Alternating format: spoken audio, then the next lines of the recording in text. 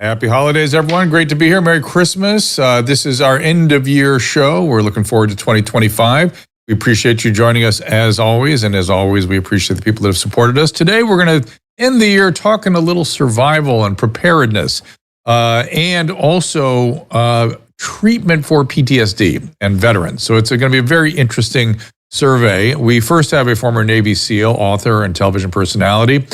He's from Manhunt, and he's going to talk a little bit with us about preparedness. And Susan is very interested in that these days. So see if she has any thoughts as well or any questions. And then Matt Waltz is going to join us with one of his alumni. He is the founder of New Freedom, Pioneer Behavioral Health and Reentry Facility in Arizona. He is also a founder of the Waltz Construction.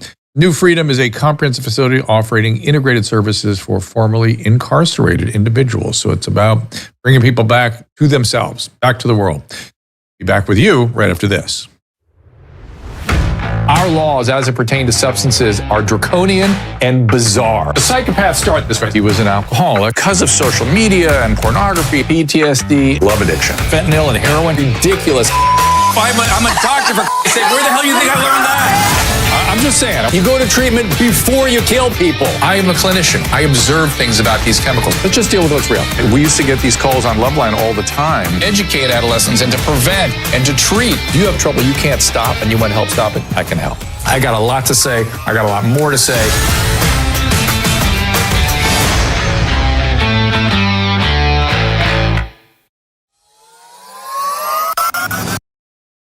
I'm excited to bring you a new product, a new supplement, Fatty. I take it. I make Susan take it. My whole family takes it. This comes out of, believe it or not, dolphin research. The Navy maintains a fleet of dolphins, and a brilliant veterinarian recognized that these dolphins sometimes developed a syndrome identical to our Alzheimer's disease. Those dolphins were deficient in a particular fatty acid. She replaced the fatty acid, and they didn't get the Alzheimer's. Humans have the same issue. And we are more deficient in this particular fatty acid than ever before. And a simple replacement of this fatty acid called C15 will help us prevent these syndromes. It's published in a recent journal called Metabolites. It's a new nutritional C15, pentadecanoic acid it's called. The deficiency that we are developing for C15 creates something called the cellular fragility syndrome.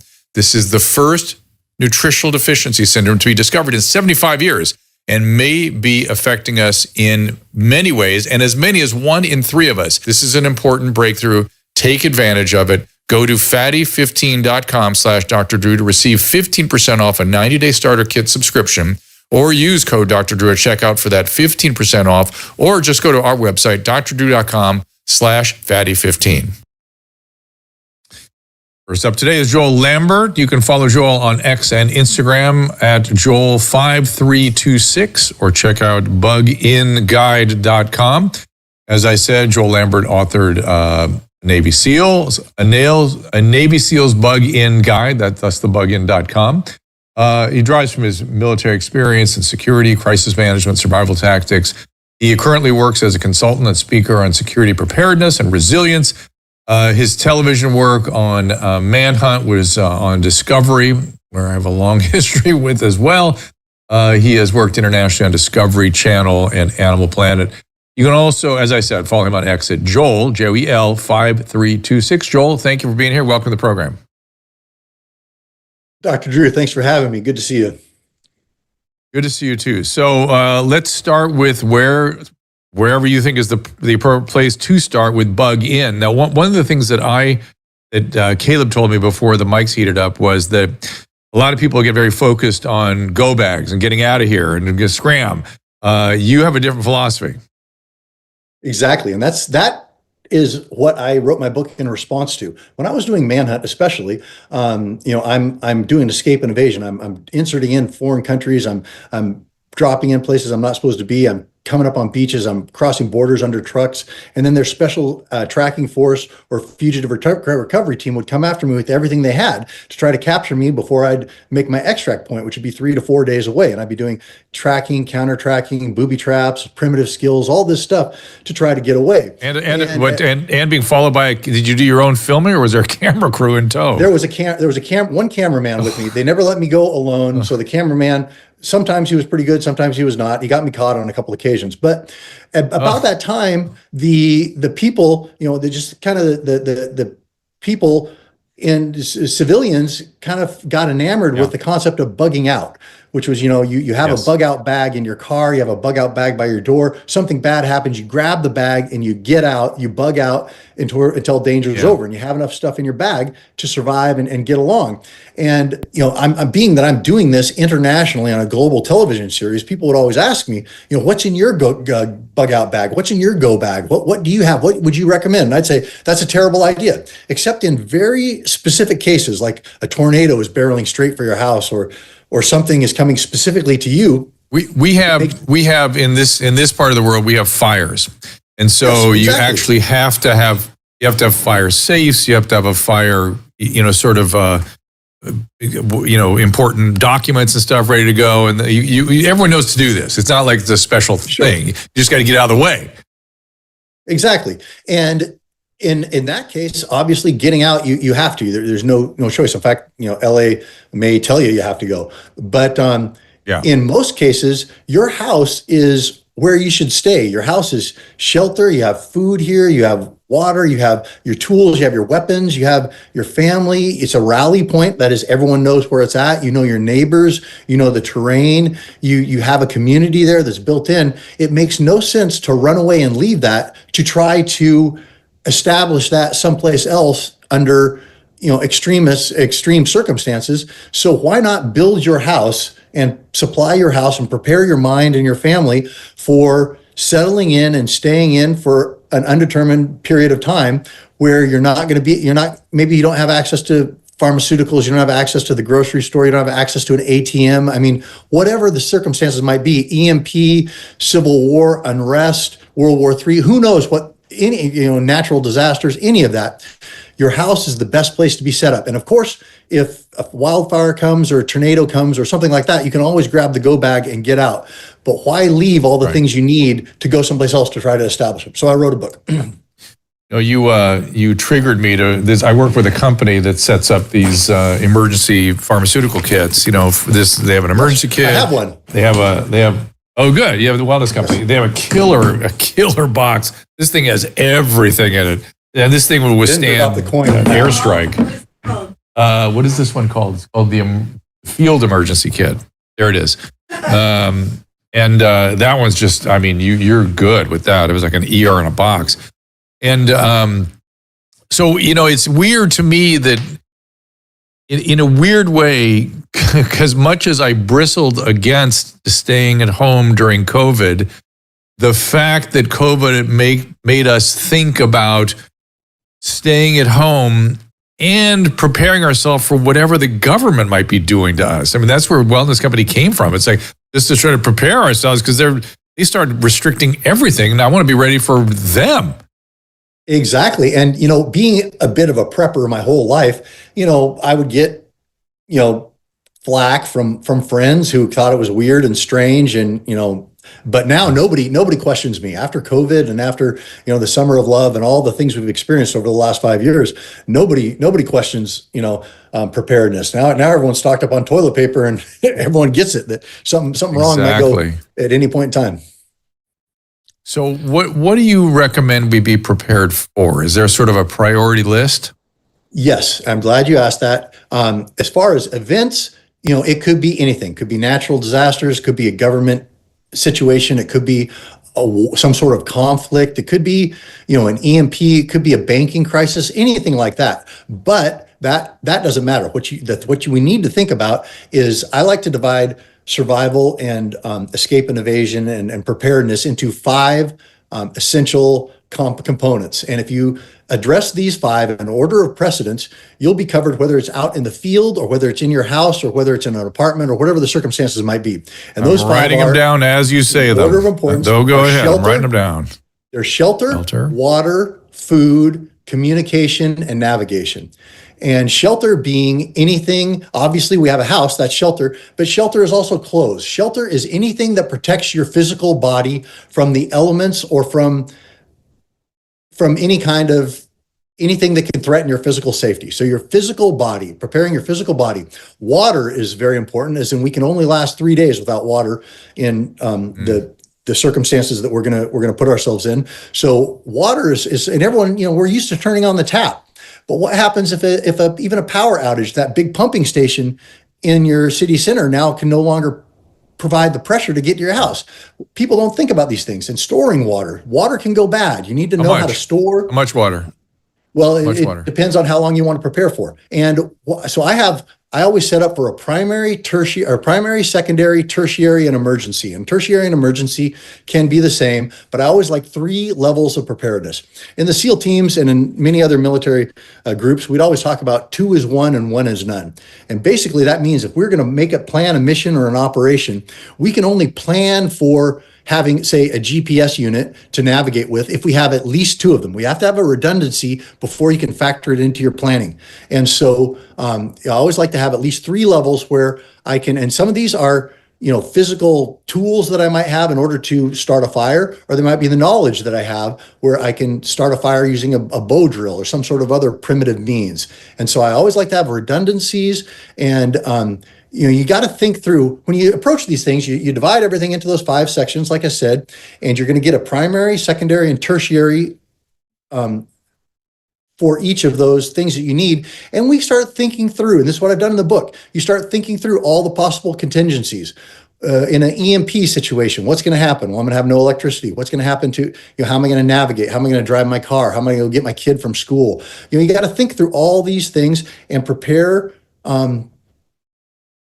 contingency plans, and they don't have to be they don't have to be thorough. They just have to be, I've thought about this and I've realized that I can't take the freeway because such and such. And so then you have these thoughts in your mind, and it's going to guide you, and you're going to improvise at a much higher level than you would if you hadn't already thought through these aspects. You said water goes bad. I don't think about water going bad. What Most people happens don't. There? Well, things grow in the water. You need to put things, we need to rotate. We rotate our water, and we also store it in a manner that the algae and stuff that can grow in the water, and all the creepy crawlies that will take over are not going to be able. So there's things you can put in the water. Obviously there's, we purify with chlorine and iodine, also silver, copper, things like that actually prevent algae growth and mold and things like that. So there are lots of ways that we can store in conditions that we store them in the containers that we store them, and the things that we can add and rotate. Rotation is very important, that we can rotate through. And then also, what happens if all of a sudden the pumping station goes down? Where are you going to get your water? So you got to source the water, you have to purify the water, and you have to store the water. Those are the important things you need to do. Yeah, excuse me. And I just had a thought about it. Would you recommend that, you mentioned weapons and things like that, do you recommend some sort of place within your home, provided you have space, to retreat to, or like a plan for? I'm trying to imagine what that would be like. No, you're thinking of a safe room or something, yes, or fortifications. Yeah, something of that sort.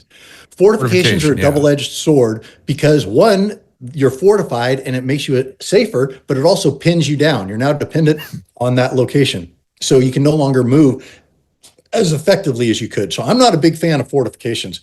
I'm a big fan of setting things up ahead of time. For instance, for my family in the house, bullets go through walls very easily. And so one of the things I recommend in the book, and that I'll have, is frangible ammunition. And this is something we trained with quite a bit in the SEAL teams when we're doing house runs.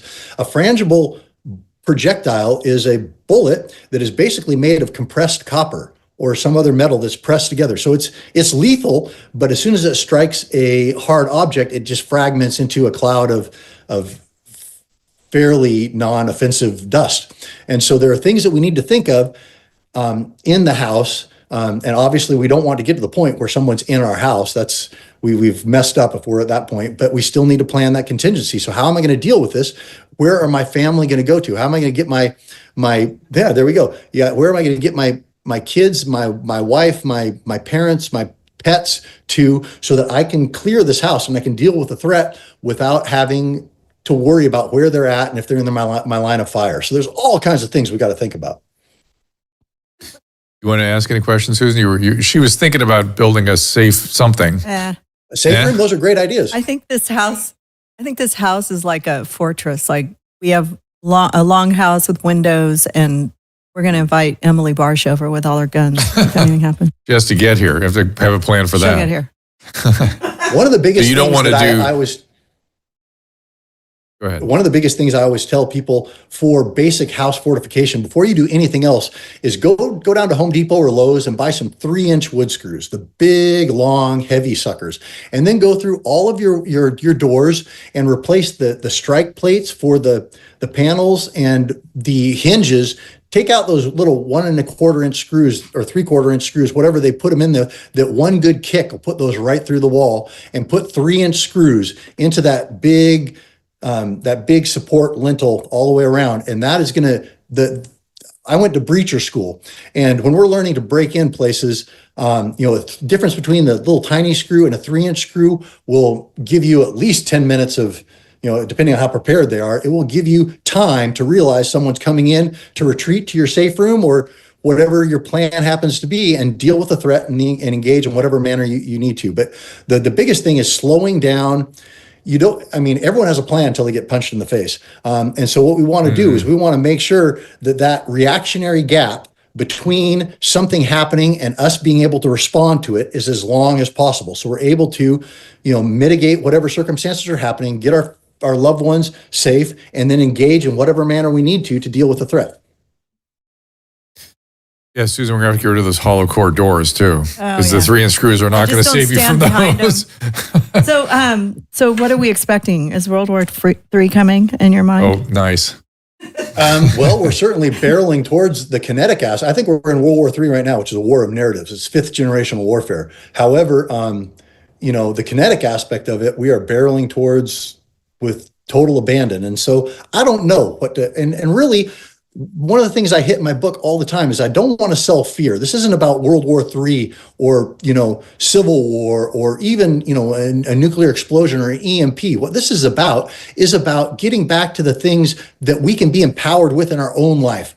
Take care of your house, take care of your food, take care of your water, take care of your community, build community, connect with people that provide things that you don't provide, and build that so that then we're living in a way that these things that we're worried about, if they come to pass, we're already set up for it. I believe in creating a life that we live in. These things are just natural outgrowths of the way we live. Yeah, Yes. This has been said to me more than a couple of times. And you mentioned communication as one of the top 5. We presumably cells would be out. So what form of communication should we have on hand? Well, when you talk to all the experienced preppers, everyone talks about ham radio, HF radio, which is absolutely the gold standard. However, it's very difficult to learn. It's not something you have to get licensed for it. I mean, in a shit hitting the fan situation, nobody's gonna be worried about licenses, but you still have to operate that. And it's not something that you can just go out and switch it on and all of a sudden be talking, worldwide. And so for my family, I have family still in LA. And so I'm out in Middle Tennessee now. And so communicating with them is the most important thing for me in a situation. And so there are several things you can do. The first thing I did is I got on Starlink. So, if things go down, Starlink is going to, I believe, stay up much longer and be able to communicate through Starlink when, do you need power for Starlink too? Do you have to have power in order to receive from Starlink? Absolutely. So then you need a backup generator, right? Exactly. And then exactly. And gasoline, solar power. Yes. Whatever all kinds of ways to do it. All the above. Here we're on a generator system, and then I have smaller generators of my big goes down. But we have Starlink as our primary. And then one of the other things we communicate with is we have a satellite, Iridium satellite network. And Garmin bought recently a company called DeLorme. And DeLorme had these location-based units that they put them in my backpack in Manhunt after the first episode when I got lost in Africa, or they lost me in Africa. I knew where I was at. They didn't. But you can text using the Iridium satellite network, and there's an SOS button that you can, anywhere in the world, a rescue, anywhere in the world on the network, they will, send out a rescue for you. So that's my secondary. And then tertiary, we have some other radio mesh communications is another really good way, depending on. One of the things that people always ask me, what is the best way for this? There is no one best way. The best way is whatever the situation dictates. The situation will always be different, and each person is always different. And so you need to stack your preparedness plans based on you and the place you live and the circumstances that you're in. And so everyone's going to be different. I'm just telling you what I have set up. So I have, I have Starlink, and then I have, the Iridium satellite network. And then I of course know how to use HF and ham radio stuff. So I have a setup for that. And the ham radio network, the other cool thing about the ham radio network is these people live for natural disasters.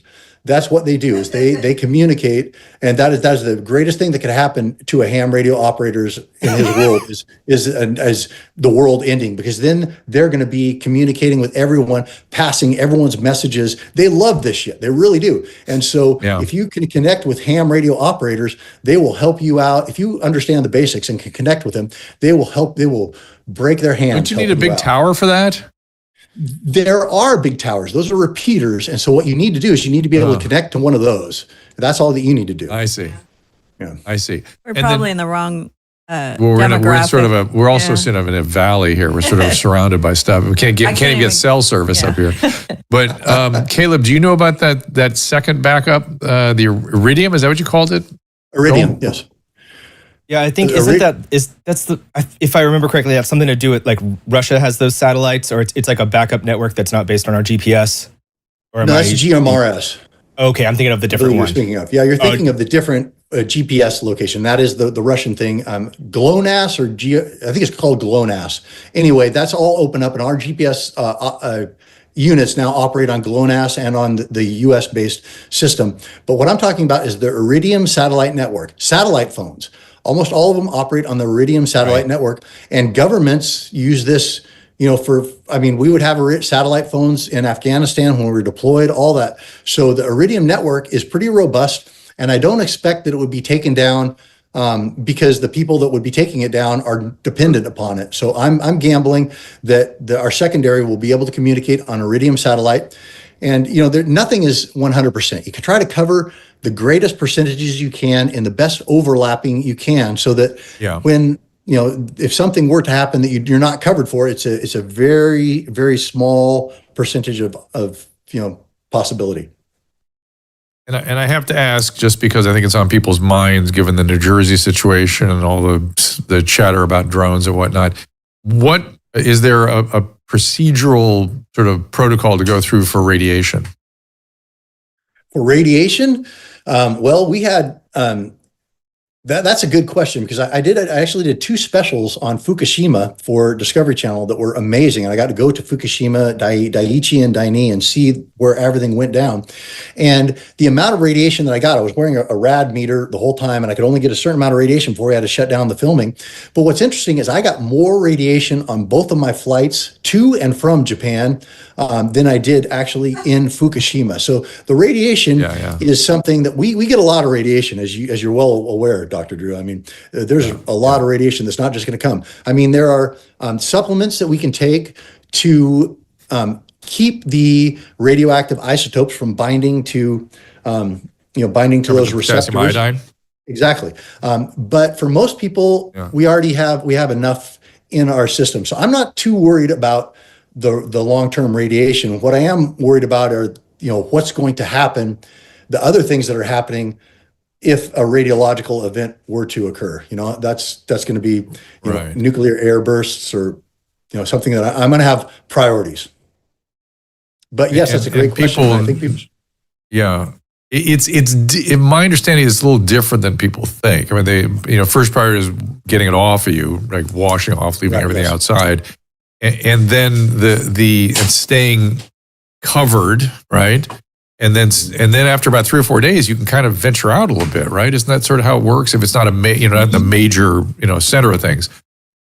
I'm no expert, but as I understand it, yes, you're correct. And like in Fukushima, and we did CBR, chemical, biological, radiological drills all the time in the SEAL teams, and that was the big thing: is you got to clean. We had a man portable cleaning station that was set up where we'd clean our feet. All right, we'd go through a whole procedure of stripping everything off and cleaning all the rads off of you, and then going on and getting someplace where there's a shelter. But in Fukushima, that's what happened. But then the radiation that was in the topsoil, that's the long-term stuff that they have to deal with. It was in the topsoil. And I actually went and interviewed this Zen monk who ran a Zen church. He was amazing. And he saw all the children walking to school where all the radiation was, and he was really concerned about it. So he did some research, and he learned that sunflowers process the cesium, whatever the isotope of cesium was, pull it right out of the soil. And so he went and with his own money bought all these sunflowers and planted sunflowers all across his village and all along the side of the roads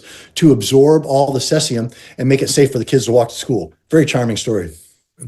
Very interesting. I mean, it's stuff like that I'm interested in, these little nuggets that can make a big difference in these situations that seem overwhelming to those of us that aren't familiar with all the details of how to respond.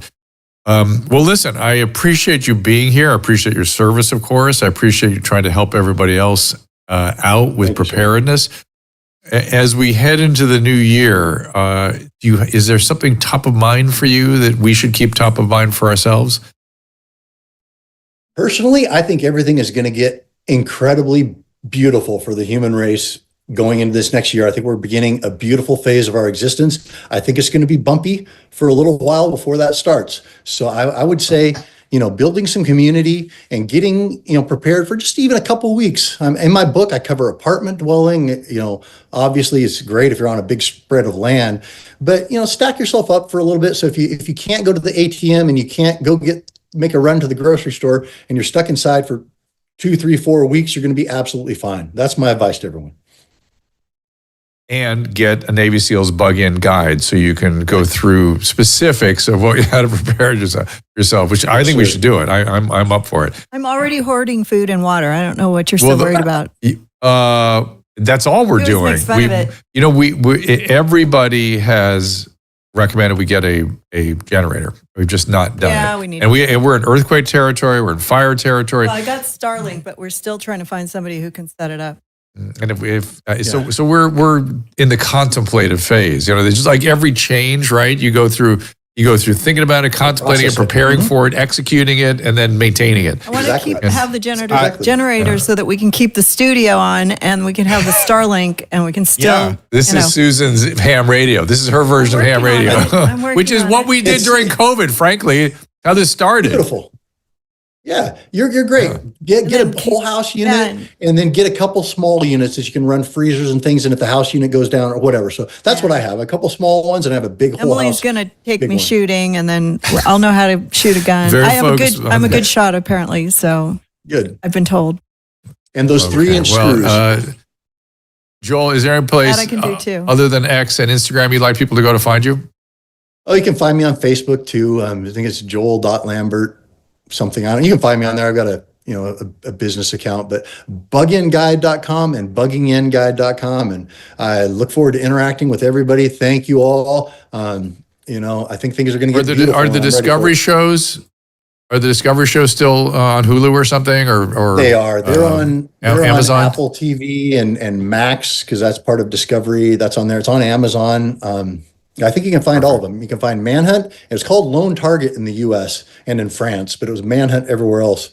You can find other shows. It was a great show, and I'm pretty proud of it. So check it out. Oh my gosh, it sounds magnificent. Discovery is hardcore. They do good work. They're good. They really do. The executives are really very thoughtful about what they put on the air.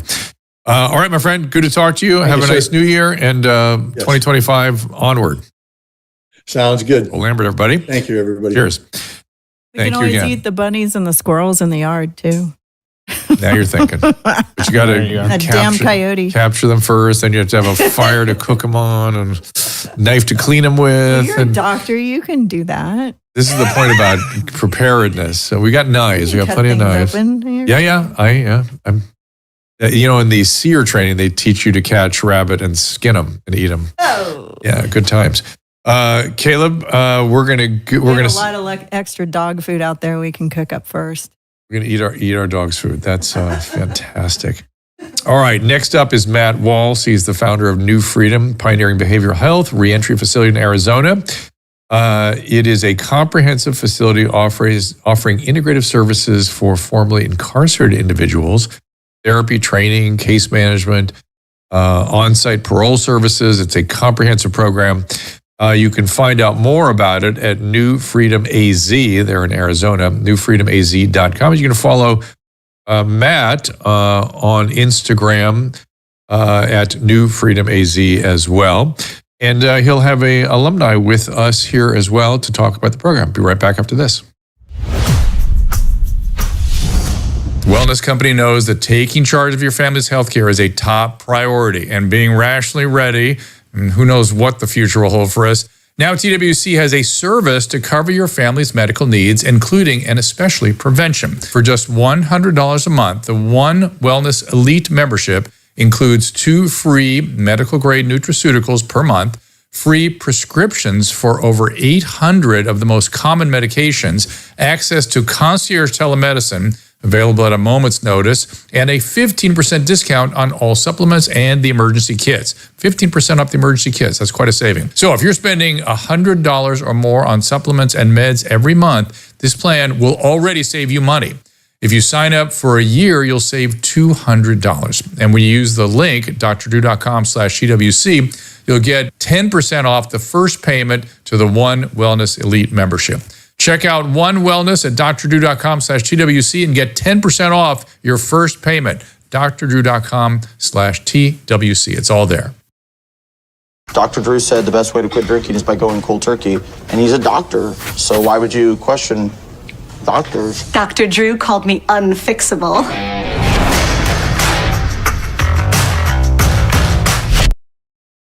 Reminder again about the field emergency kit and the various preparedness opportunities that a wellness company check out there. It does so much in there. Just trust me, go to the website, you'll check it out.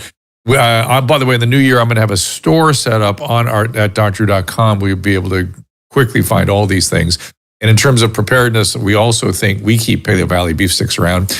And if you're like a lot of us and you've been indulging during the holidays, the things that aren't so good for you, a New Year's resolution, Paleo Valley, excellent way to get back into your health regimen and of course help your body recovery from maybe the indulgences of the holidays. Make your first meal of 2025 nutrient-rich, high in protein, low in calories, delicious. Thinking about this last night, I got to get more nutrient density in my diet this is the new year. Maybe a smoothie with grass-fed and finished beef bone broth made from actual bones, not hides. Comes in 4 variety flavors: chocolate, vanilla, plain, and the new salted caramel. Go to drdrew.com/Paleo Valley for 15% off your first order or 20% off when you subscribe. Discount applies to everything at the website, so stock up on your protein sticks as well. As we said, beef, venison, there's also pasture-raised chicken and pork. Way better than the jerkies. They're sourced carefully, nutrient dense. Paleo Valley also has superfood bars. And that is all at drdrew.com/Paleo Valley for 15% off your first order, 20% off when you subscribe. Good in the go bag or the... Yeah, I was going to say in the bone broth, it's a great source of protein. You just put in some more water and you're I have a bunch. We would never go hungry. Yeah, we don't. That's true. We don't think about it as disaster preparedness, but it definitely is. Such an important thing. You know, like you can have like a lot of pastas in the pantry and stuff like that, but having that protein is really don't have to kill the rabbits in the backyard like Susan wants to do. So let's get to our next guest.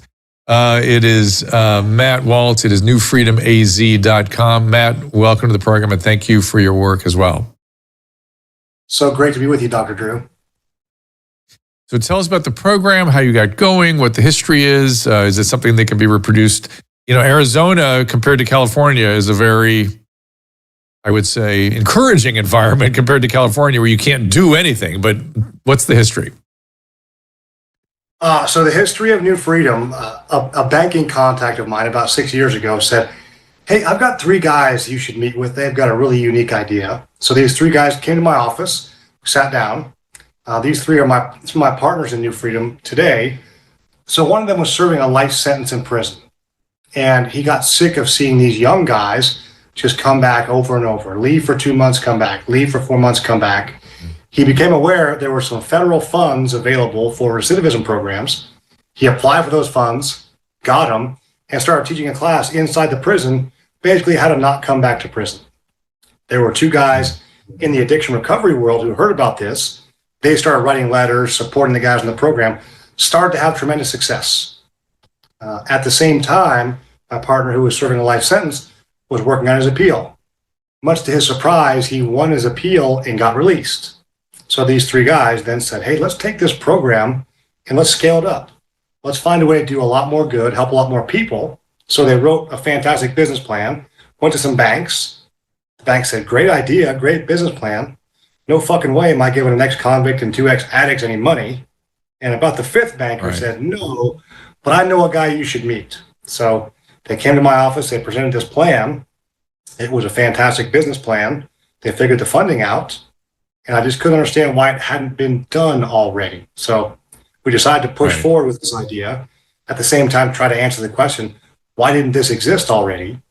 And I think what we found, talking to ESG funds and family offices, is people don't love the idea of helping ex-convicts. And so when I learned that, meeting with these fund managers and family offices, I became even more encouraged, because I think that was the answer to why New Freedom didn't already exist. Yeah, and also finding a place where you could put things like that, and again, there's in California just the legal barriers to doing something like this are profound. They've just done everything possible not to make it something that can be done in this state. Did you have any encouragement or resistance from the state of Arizona? No. You ever heard of this thing called the coronavirus? Mm-hmm. Yeah. So when we looked for a space, the coronavirus lockdown had happened the day before. So we walked into a 250-room conference hotel that was empty. The owners basically begged us to buy it. They sold it to us for an incredible price. In order to get licensed, the city had a special use permit hearing. No one attended because it was in the dark of COVID. So we got approved. It came together faster than anything I've ever been involved with before. It was incredible. Wow.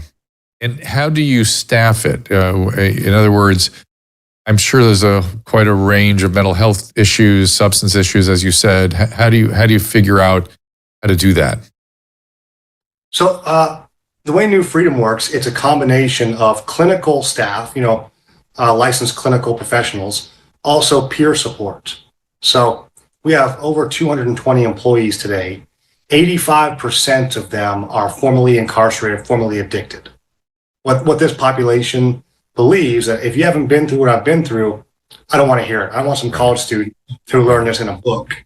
I want to talk to people that know what I've been through. So in our facility, we have guys, men and women, who used to be shot callers in the prison gangs. I mean, truly terrifying human beings who are now generous, successful, charismatic, capable people. And so when someone comes walking through our doors and they see this man who used to be an absolute terror, and he gives them a hug and says, hey man, you can have a different life, it sparks this hope that's just incredible to see.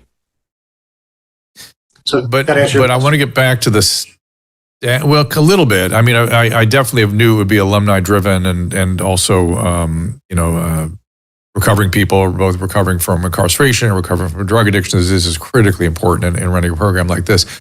But I'm thinking there's going to be also a range of psychiatric problems and trauma for sure. How does that all get managed? Yeah, so the big picture of how New Freedom works is we're trying to reprogram a formerly incarcerated person's day so it matches a successful professional.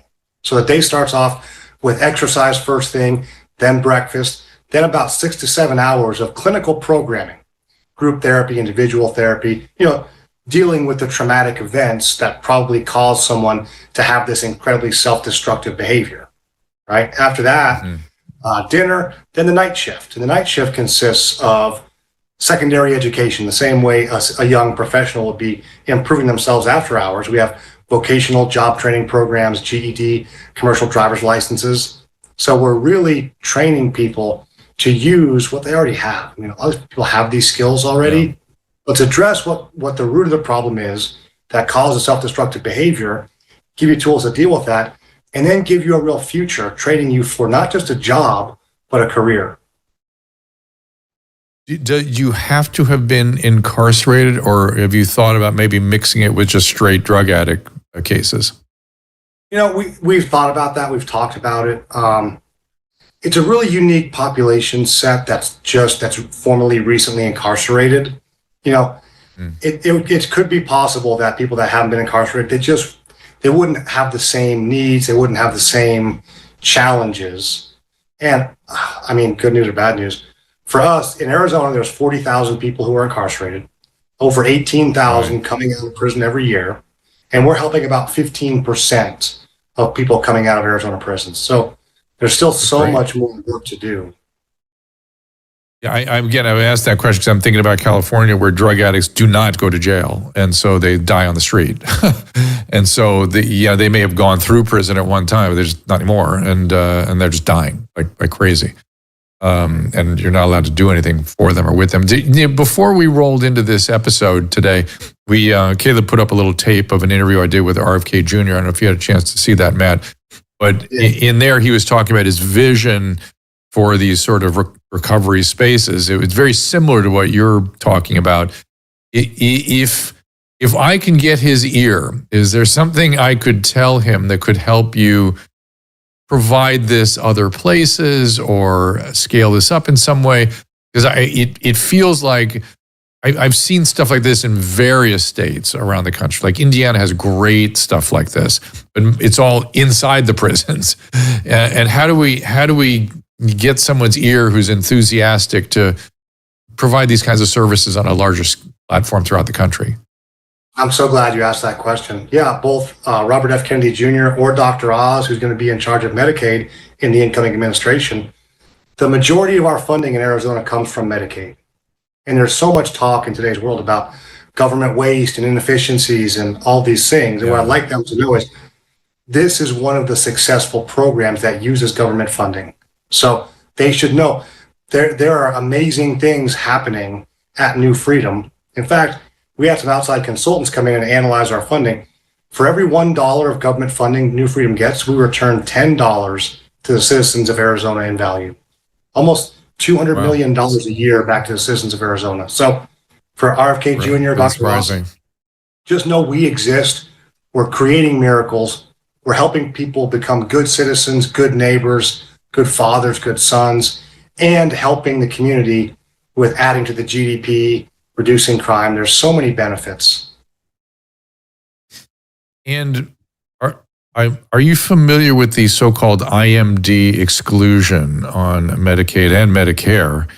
And how do you guys get around that? I'm not. That term does not ring a bell for me. So I'm guessing this must come through the state of Arizona, right? They must get a block grant. Yeah. I almost don't want to tell them what you're doing, because there's something called the IMD exclusion. When President Johnson set up Medicare, Medi-Cal, he specifically excluded institutions for mental disorders of any type, called the IMD exclusion. And it's been an issue forever. And that one of the things I want to talk to Oz about is getting rid of that. So there may be more funding. Now stuff comes into the individual states on sort of a block grant. They can kind of get around it a little bit. But I almost don't want to tell them what you're doing, because it might be in violation. You might cause more trouble than not.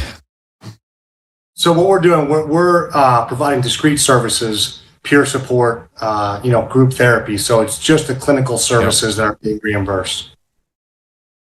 I got it. But that's not for medical disorders. It's for mental disorders. And that's how you get into trouble with these guys. So interesting. I'll go feel that all out, because this is obviously an area that RFK Jr. clearly is passionate about. I don't know if Oz, he's a very bright guy, so I won't be any trouble communicating this to him, and you'll see it immediately, the importance of all this. And I understand you have an alumni with you to talk about the program, what the experience was like. Correct. Fred. Shall we bring in Fred? There's Fred. Fred, welcome. Appreciate you being here. We are great. Tell us about your experience with the program and what your life was like before that. A living hell. I've been locked up 17 years. I've been down 3 different times. Every time you get out, there was nothing out there for us to go back to but our old lives. You know, doing drugs, robbing people, whatever we were doing, that's what we did. This last time I was locked up, I got a little 3 years old. And I was 58 at that time. Then there were some flyers from New Freedom being passed out on the yards. And I started to write them. I wrote them for a year and a half. As they put you on a mentorship program. So you get a letter, they send you a newsletter. They're feeling you out as much as you're feeling them out, okay? They accepted me. They came to the prison and picked me up. They brought me to New Freedom. And the funny thing is, I grew up less than a quarter mile from that place. My parents still live at that house, or my brother does. I go there.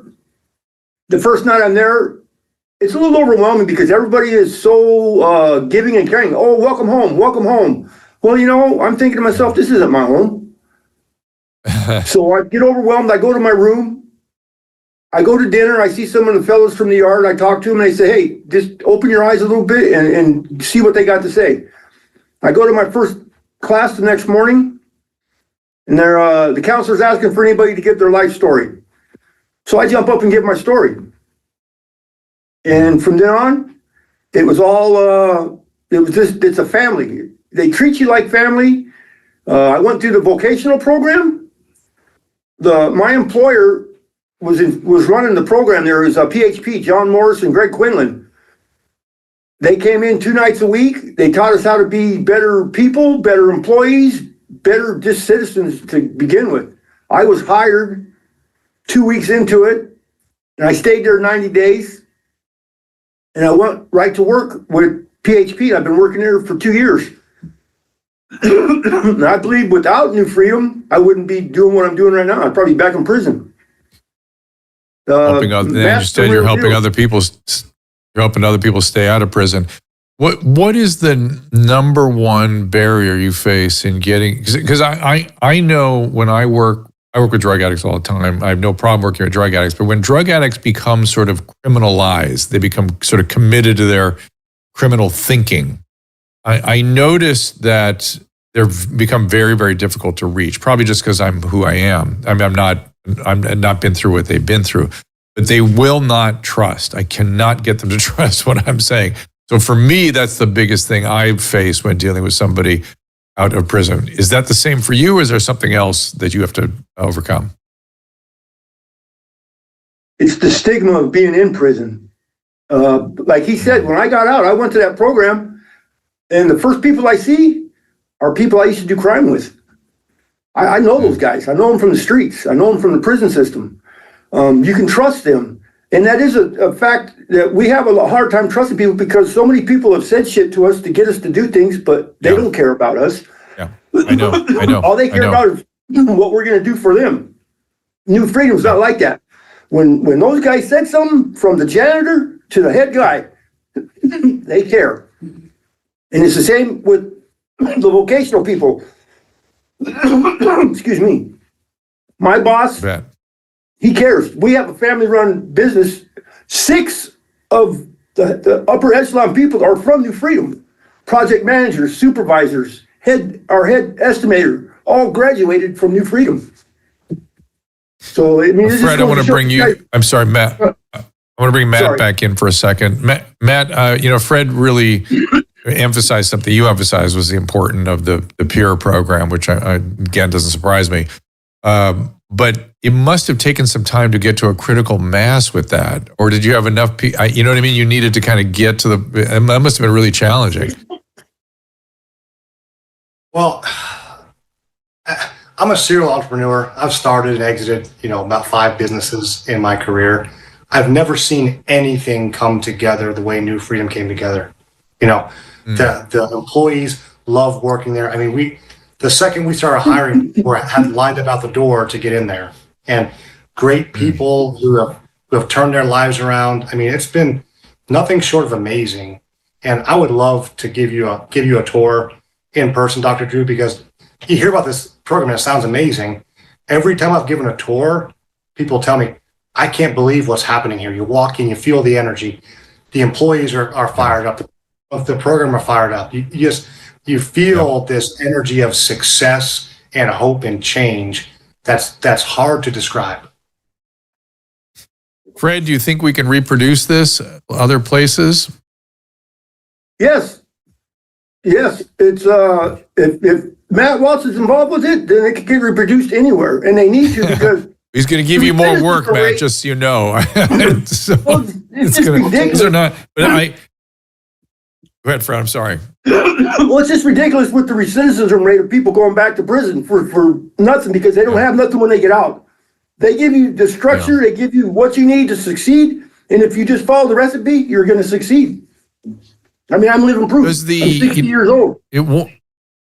In Matt, one of the complaints I hear from people that have been convicted of various significant crimes is the employment issue, trying to get back into the workforce. How do you get people over that hump, other than the vocational training you provide? It's like nothing I've seen before. So we didn't realize when we first started, we didn't even plan on doing vocational training. It's something that evolved. People were there saying, hey, we want jobs. Can you help us get jobs? So we developed this vocational training program. I've been in construction development for close to 30 years. So I brought some of my trade contractor partners in. They started teaching classes and then hiring these people. Today, there are over 90 employers who hire out of New Freedom. Some of them exclusively hire from New Freedom because they're the best employees I've ever had. I mean, the average incarceration. That's a major piece of this. That is the one thing that on the drug addiction side in particular, we fail because it is a very specialized thing to be able to provide, which is A, vocational rehab, and then B, jobs. That is a major milestone that you were able to do that. I wonder, do you do other things besides construction? Are there other sort of vocational opportunities you provide? Oh, yeah. There are about 15 different vocational tracks. Commercial driver's license. We offer peer support certification so they can go out and work in other behavioral health facilities. We have a commercial kitchen, so we're training people how to work in restaurants and do food service. But the overwhelming majority are in the trades. I mean, it's a natural fit. Talk to any general contractor or subcontractor, finding people who want to work in construction is incredibly challenging. And the men and women coming out of prison love that work. They're not afraid to work hard. They roll up their sleeves. Again, you hear all the time, they're some of the best employees that our employer partners are hiring. You mentioned women. Is this both sexes in your program? That's correct. We started with our first facility was men and women. And about 3 months ago, we opened our women's only facility. So we have 2 facilities in Phoenix. We're serving just over 400 people total. So we're really proud of our success. Yeah, I'm just thinking about I've been thinking about some of the programs I've seen around the country, and in Texas you would find to be very welcoming to this kind of thing. Also, the other thing that happens, I imagine this happens in Phoenix as well, is the community wants to support it. So there's a funding source there, sort of to just be a part of it. The community wants to contribute. Well, you're right, and I told you when we first started, the coronavirus affected. We went through our special use permit process without a person showing up. Well, a few months later, the neighborhood group found out about us, and they came with the proverbial, pitchforks and torches. But once they came inside and saw what we were doing, the neighborhood group is now our biggest supporter. They love us. They'll support us every way. So it's just been magical to watch what happens when you help people get better. the American people at large, they want that. I mean, when you hear these stories of guys like Fred, these are the kinds of things that we can wish for just to solve some of our problems. We just, we support a program in our community that's a therapeutic living environment for essentially kids that are pulled out of the home because of abuse and trauma and all this stuff. And I just always think to myself, God, if we could have 100 more of these just around the country. And you're providing the same challenge here. Let's figure out how to do this elsewhere. Now, one of the things that Fred mentioned was this sort of enrollment process. How do you select people for enrollment? So we've got a team of people that does nothing but write letters to incarcerated people in Arizona prisons. In fact, we write over 7,000 letters a month. And so what happens is we build a relationship with people inside prisons. And when they say, hey, I'm done with this life, but maybe I don't know how to be done with this life, our mentors say, great, that's exactly what we're here to do, is help you do that. So the first thing we do is we send them 6 courses. There's a 6-course curriculum that is basically homework. They do the homework in prison. They send it back to us.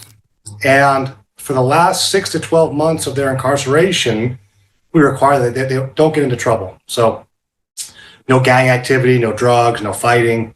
And those 2 things are the cost of admission to New Freedom. And if those 2 things can get completed, then they can fill out an application to be accepted at New Freedom. Okay, that's interesting, because that explains why you haven't had the need for some of these more higher level clinical services, because you've selected for people that can participate, that can stop doing drugs, can do these things. Right. Yeah, that's good. That's good. I mean, that's earlier is that this program is not for everyone, right? You need to fit, a specific criteria. You can't be currently addicted. You can't. We don't take SMI. There's a few parameters, and again, we're helping about 15% of the people that are coming out of Arizona prisons today. And Fred, what is your hope for the program? By the way, before I say that too, but for both of you, I know how rewarding it is to help people with these kinds of disorders and this sorts of condition. Matt, it's probably not like anything you've ever done before, but I see how you're completely turned on by it, and you'll always have this. You'll always be able to make a difference because of this project. And Fred, you too, I imagine this is sort of a surprise for you at this stage of your life. Yes, it is. It's a big surprise because I never figured I would be on the streets this long. It's a nice deal that there's someone out there that cares about us enough to do what he did, and hopefully someone watching this will start something like this in another state and get it on the ball, because it's a game changer. If people want to change and they're given the opportunity to, I think most of us will change. My family's back in my corner. I've been with the same woman for 28 years, and she said the most beautiful words to me she's ever said was, "You're a man of your word." Because I wasn't a man of my word for a lot of years. So I take care of her. It's very important. So honesty, trust, gratitude. And Fred, is there a spiritual component to this? Sometimes people find great satisfaction or importance of some sort of spiritual something. I'm really not going to bullshit no one on that. I'm not a big believer in any of that crap. You're going to change if you want to change. You don't need it. Well, that's informative to me. Yeah, it's fine. I mean, Matt, do you find that people need it? I don't do NA. I don't do AA. I decided I wanted to change, and this is what I did. I go to work every day. I go home. I go to the gym. I'm building a motorcycle, and I do whatever my girl needs me to do. That's I guess that'd be my spiritual deal, if that's what you want to call it. Well, that is Fred. That actually is service, accountability. All these things has a spiritual component to it. But Matt, what do you say? Yeah, so there are a lot of options at New Freedom. It's not compulsory. There are some faith-based options. There's a lot of different paths. Fred's a great example. Yeah. Not everyone chooses the path of faith. A lot of people do, right. But really and Fred's right. The people that come to New Freedom, they want to change. One interesting thing I want to tell you, Dr. Drew, is the thing that I've come to realize, especially as a business owner, the skill set that it takes to be a successful criminal in the criminal world is almost identical to what it takes to be successful in the business world. The main difference is the stakes are so much higher. Someone like Fred, who was a leader in the criminal world, if he doesn't do his job right, his life might be at risk. In the business world, you don't do your job right, you lose a client, maybe some people quit. But so what we're doing is we're taking those skills all these men and women already have and repurposing them for good and success in the business world. Gentlemen, I appreciate you being here. Fred, congratulations on your work. Thank you. Matt, congratulations on this organization. I hope to shake your hand in person and see the facility. Thank you so much. All right, gentlemen, thank you so much. And for everyone else, Caleb, let's throw up the schedule going forward. It's I'm not sure it's filled in yet, but we got a lot of stuff coming our way, just sort of getting everything put together. I've got some travel coming up too. Jeff Dye finally is going to get here. Salty Cracker. We're going to have Peter McCullough back in. Tom Wren's coming in first of the year. He's got some updated materials for us. Just a dumb old guy from, what does he call himself? Simple simple man country here. Lawyer. Just a simple lawyer So fighting the foolish. government in a $1 billion So full of shit lawsuit, with that like one. every simple lawyer does. I know, $1 billion lawsuit. Yeah, Tom, you can't fool me with that crap anymore, my friend. But in any event, always interested to hear what he's digging up, what he's coming up with. And as I think we all know, I was just listening to Mark Andreessen from an interview he did about 3 weeks ago about just stuff is just coming up now. There's more and more. All the things we have had the great privilege of sort of touching on this program over the last couple of years in terms of talking to people who were canceled, who had seen things, who had ideas, who had brought stuff up. Lo and behold, they're all coming to bear fruit. It's all turning out to be, for the most part, accurate. We have the justice in the sense that now RFK Jr. is in Washington, which is what I was hoping for all along. HHS. Jay Bhattacharya at the NIH, which is this great gift, I almost couldn't imagine this happening, but here we are. Now let's see what these guys can do with it in 2025. I'm going to reach my hand out to Oz and Kennedy and Jay and just see if there's anything I can do to help. We appreciate you all being here this year in 2024. Let me quickly look at, yes, the real man, the Salty Cracker's coming back. So look forward to that. It's towards the end of the month. On the restream, yep, people are happy with the McCullough following up and seeing us again. And there's a lot more coming. Trust me. Emily has some great, interesting guests that are, some of them are top secret. I don't want to tell you about yet, but you will enjoy, no doubt. And of course, we'll be revisited by some of our friends like Jimmy Dore and Dave Rubin and people that have supported us throughout the year. Susan, anything in the upcoming new year from your standpoint that you want to say to people? Happy New Year.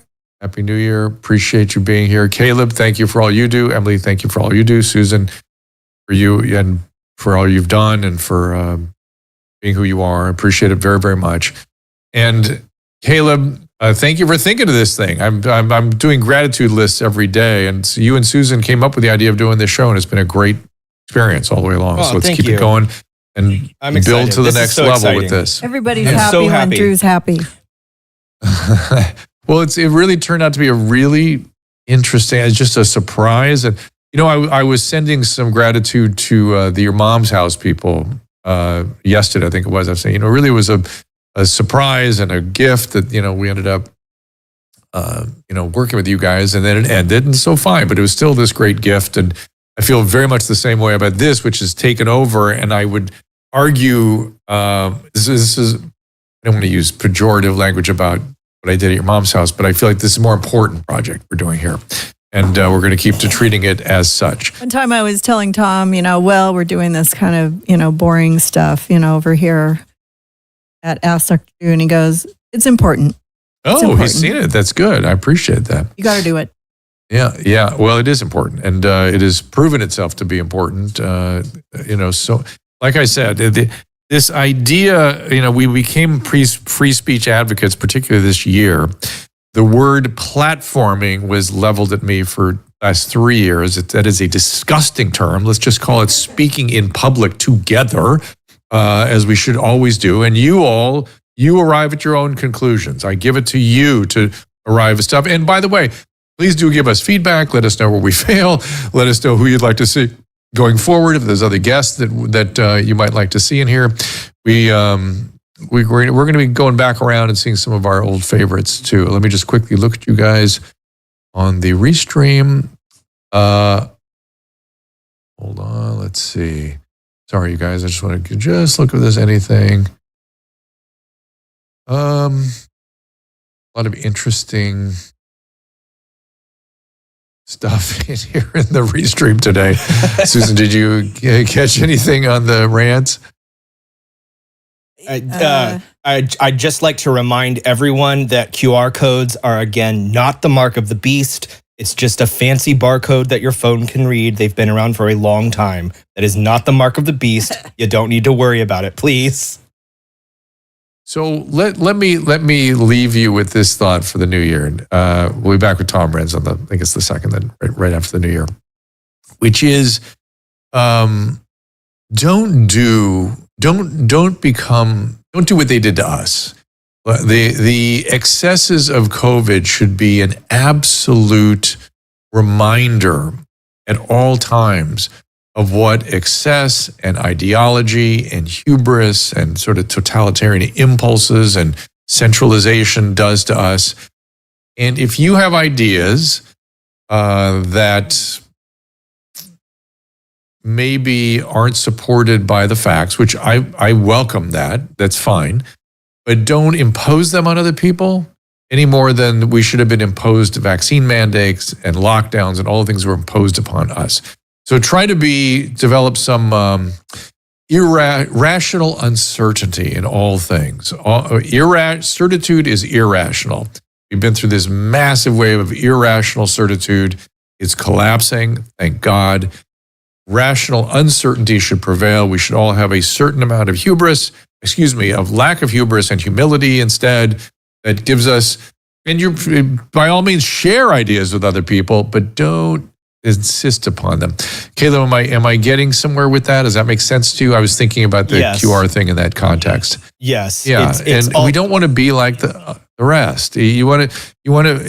Things were foisted on us that we got to the point where we were having to defend free speech. Think about that. This is an unbelievable moment, a wind that blew in the history of this country that must be fought against at all times, and we must not be the way that those that did that unto us were. We must develop much more humility. And Joe Fink says there must be brutal justice. Well, that's a different topic. I understand you may want some justice, and we can mill through that process given the excesses of what happened and how people were hurt. I get it. People were hurt, and they'd like some justice on that. But that still is different than imposing our will. And I don't know. Let's just keep our equanimitas in place. Thank you, everybody, again. Happy New Year, and we will see you on the 2nd. Ask Dr. Drew is produced by Caleb Nation and Susan Pinsky. As a reminder, the discussions here are not a substitute for medical care, diagnosis, or treatment. This show is intended for educational and informational purposes only. I am a licensed physician, but I am not a replacement for your personal doctor, and I am not practicing medicine here. Always remember that our understanding of medicine and science is constantly evolving. Though my opinion is based on the information that is available to me today, some of the contents of this show could be outdated in the future. Be sure to check with trusted resources in case any of the information has been updated since this was published. If you or someone you know is in immediate danger, don't call me, call 911. If you're feeling hopeless or suicidal, call the National Suicide Prevention Lifeline at 800-273-8255. You can find more of my recommended organizations and helpful resources at drdrew.com/help.